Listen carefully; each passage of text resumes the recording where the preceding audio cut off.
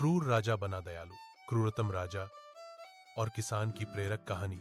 बहुत समय पहले एक राज्य था जिसका राजा अपनी कठोरता और क्रूर स्वभाव के लिए दूर दूर तक कुख्यात था। उसके महल के फाटक पर भी लोग डरते डरते ही गुजरते थे। वह छोटी सी गलती पर भी प्रजा को कठोर दंड दे देता था। लोग उसी राज्य के एक किनारे पर एक गरीब किसान रहता था जिसका नाम हरिराम था। वह ईमानदार, शांत स्वभाव का और मेहनती व्यक्ति था। उसका खेत छोटा था, लेकिन वह अपनी मेहनत से अपने परिवार का पालन पोषण कर रहा था।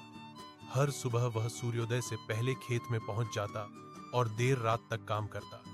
उसके भीतर एक ही विश्वास था, मेहनत कभी व्यर्थ नहीं जाती। एक दिन भारी बारिश और तूफान से किसान की फसल बर्बाद हो गई। उसके पास खाने तक का साधन नहीं बचा।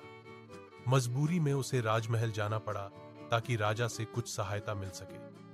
लेकिन प्रजा जानती थी कि राजा किसी की बात सुनने से पहले ही दंड देने को तैयार रहता था। जब हरिराम दरबार में पहुंचा, राजा ने कठोर आवाज में पूछा, क्या चाहता है यह गरीब? किसान ने विनम्रता से कहा, महाराज, मेरी फसल बर्बाद हो गई है। मैं बस थोड़ा अनाज चाहता हूं ताकि मेरा परिवार भूखा न रहे। राजा ने क्रोध में कहा, तुम जैसे आलसी लोग राज्य पर बोझ हैं।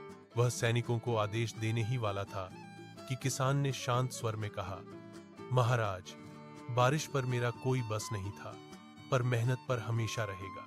मैं आपसे भीख नहीं, केवल मौका मांग रहा हूं। राजा इस साहसिक और सरल बात से चौंक गया।